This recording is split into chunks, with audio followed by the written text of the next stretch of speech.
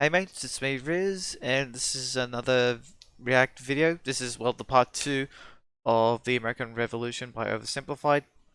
Um, I really enjoyed the first part. It did shine a light on the lead up to the American Revolution, because the American Revolution is not a specific subject that we were taught a lot in Australia, mostly our own history, go figure, and it the closest thing I had to it to knowing it was Assassin's Creed 3, but something didn't felt right with it. It didn't seem accurate, or felt kind of cheated on its history, which that's the biggest sin you can have for any movie or story, is that the history is changed by some revisionists or trying to fit some sort of agenda that doesn't bode well, that they think is well, but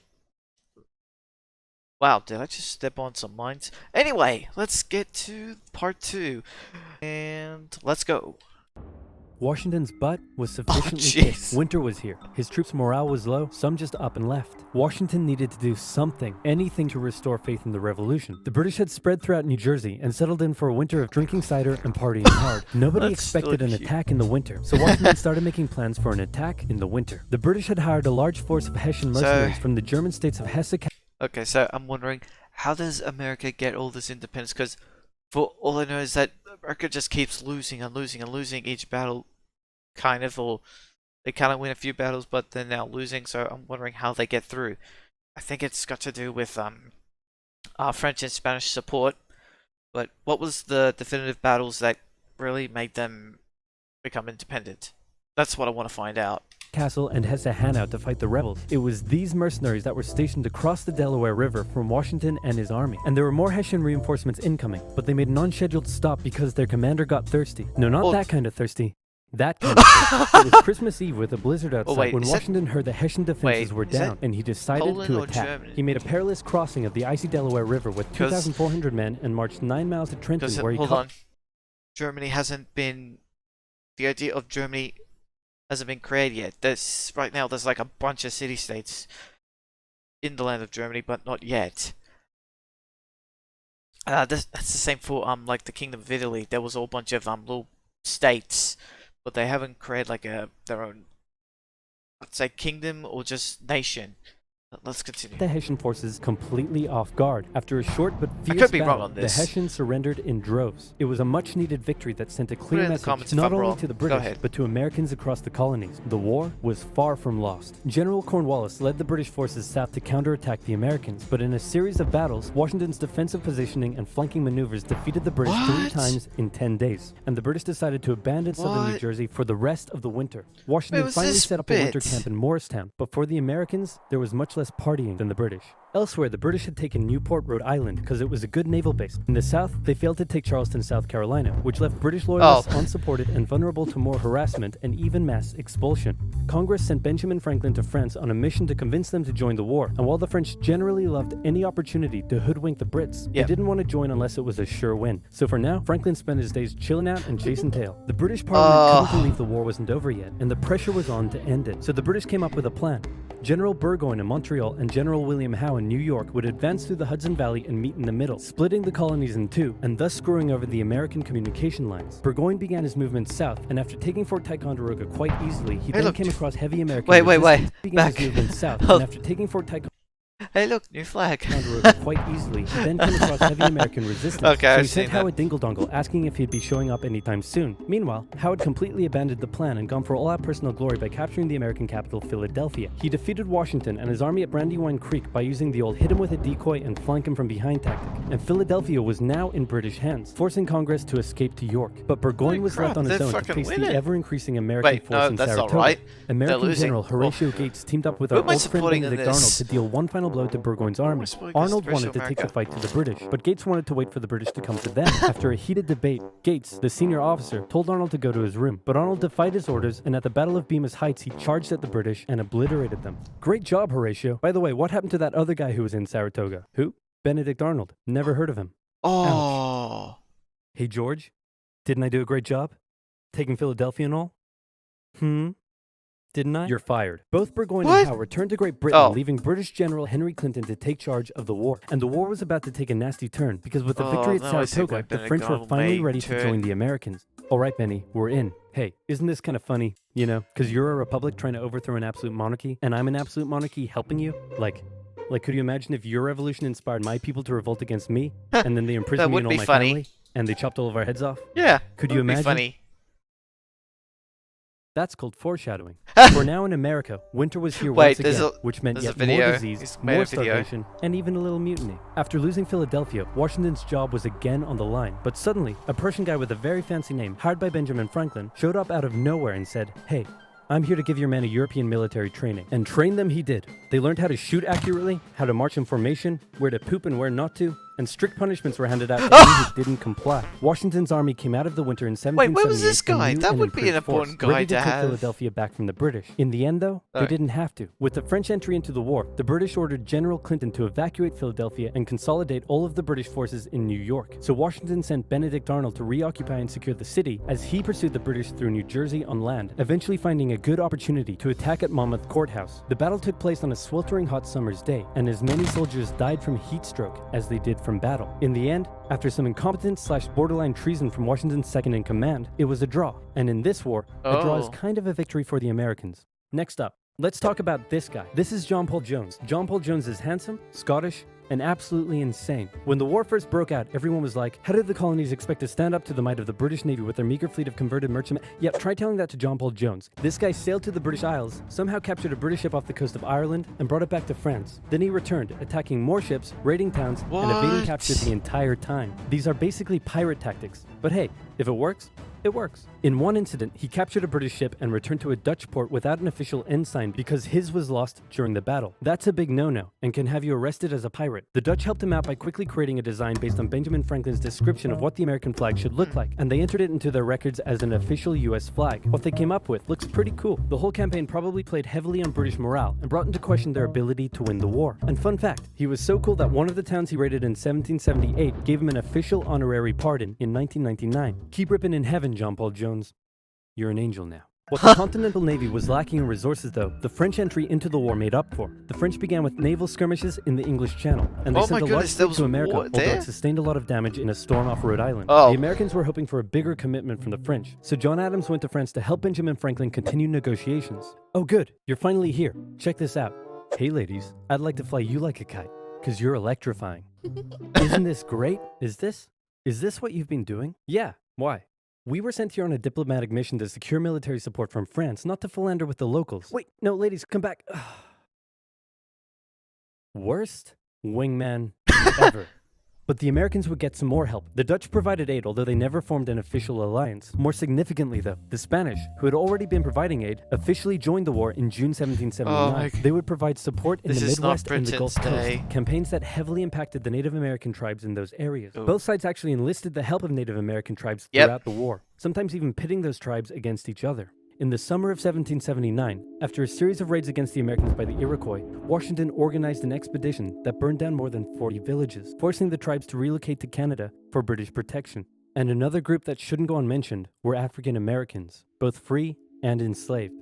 They joined both sides of the war, hoping to gain their freedom. But afterwards, many were simply returned to slavery, particularly those who had fought for the Americans. Despite owning Oh. slaves himself, Jefferson had written a condemnation of slavery in the Declaration of Independence, but out of fear of offending the southern colonies, this was removed from the final draft. For the same reason, the American Army stopped enlisting African American men in 1775, a policy that Washington, a slave owner himself, supported. But they were forced to reverse the policy after the British promised freedom to any slaves who joined them. Yep. In general, you stood a better chance of gaining freedom if you fought for the British. However, even those that left with the British after the war suffered mistreatment and discrimination in their new lives outside of America. Our good friend Benedict Arnold is now in charge of Philadelphia, having a good time, partying down with, and even marrying a member of the Philadelphia elite. The same elite that had partied down with the British when they controlled the city. And suddenly, the people of Philadelphia, including the state governor, started accusing Arnold of having pro-British sentiments. To keep the people happy, Washington wrote a letter rebuking Arnold, calling his conduct imprudent and improper, and that was too many ouchies for Benedict Arnold to handle. He Wow. asked Washington to put him in charge of the fort at West Point. Then he contacted the British, offering to hand the plans of the fort over to them and join their side. So, Wow. After not getting credit for 2 battles, thinking that it was a disgrace, how could he not fucking be a turncoat? Jeez. I think I understand. Well, that's a bit more of an understanding now. Why Benedict Arnold became a turncoat. Ah. Oh man. This guy sounds like. I feel like there's like a better example of. This guy sounds like what? Closer to that hero in the anime? No, that's not right. That's not close. That's the far end spectrum. But damn, now I just understand why he did what he did. Our good friend Benedict Arnold is our good friend no more. Luckily, the treasonous plans were discovered on a captured British officer, but Arnold managed to escape before he was arrested. As a British brigadier general, he would go on to lead raids against American cities, most notably his raid of Richmond, Virginia in 1781. His betrayal shook George Washington, who had once again set up camp at Morristown. His leadership somehow held the Continental Army together through the harshest winter of the war. We're entering 1780, and Parliament was hopping mad that the war still wasn't over. The British debt was soaring, and despite taking parts of Massachusetts in late 1779, the North was in a stalemate, so the British decided to make a major shift in strategy to the south, an economically rich area with a higher level of support for the British, or so the British thought. A year earlier, Okay, right now, Australia was discovered, but it's yet to be colonized until 1788, so... They had captured the underdefended city of Savannah, Georgia easily, and a joint American-French counter-siege failed. Now, they laid siege to Charleston, South Carolina. It fell within months, with thousands of American troops surrendering to the British, a costly defeat. The British quickly moved to take control, and they sent stereotypical Hollywood villain with a British accent Bannister the Butcher Tarleton into the backcountry, where he hunted down rebels and destroyed them with ruthless brutality. The British presence also inspired local loyalist militias in the backcountry to rise up against their persecutors. I can't. The British really seemed to be onto something with their new strategy, and the ball was very much in Washington's court. I'm gonna send my most loyal general, Nathaniel Greene, to the south to stop the British. Gonna have to overrule you there, George. We're sending hero of Saratoga and your biggest rival, Horatio Gates. Watch this, George. I'm gonna save the day again. Everybody will love me, and I'm gonna get your job. It's gonna be a Here I fail. go. And he got into one battle with Cornwallis, got annihilated, and ran away.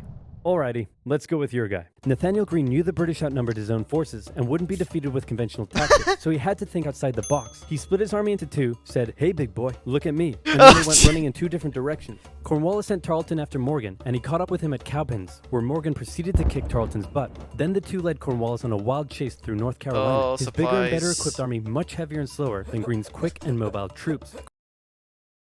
Oh my god, their little resources, they're literally carrying their entire weight of stuff.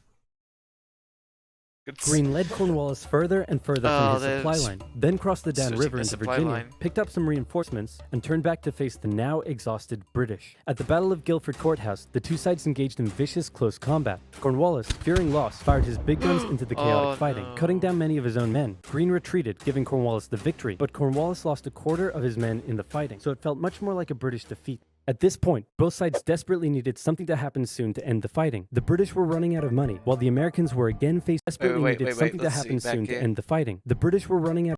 How many times is he going to cut to this shot? Don't forget to like and subscribe. Of money, while the Americans were again facing mutinies as the men went without pay or even basic living needs. Fortunately, the French were now showing up in greater numbers and were ready to fight. After his encounter with Greene, Cornwallis decided the only way to win the South was to first prevent the Southern Continental Army from using Virginia as a supply base. So he abandoned the Carolinas, moving to Wilmington and on to Yorktown, a position the British believed would be easy to supply and support. On his march to Yorktown, he raided many farms, stealing horses and supplies from the locals, but also freeing thousands of slaves, many of whom joined him. The French saw Cornwallis's new position as an opportunity to land a decisive blow on the British.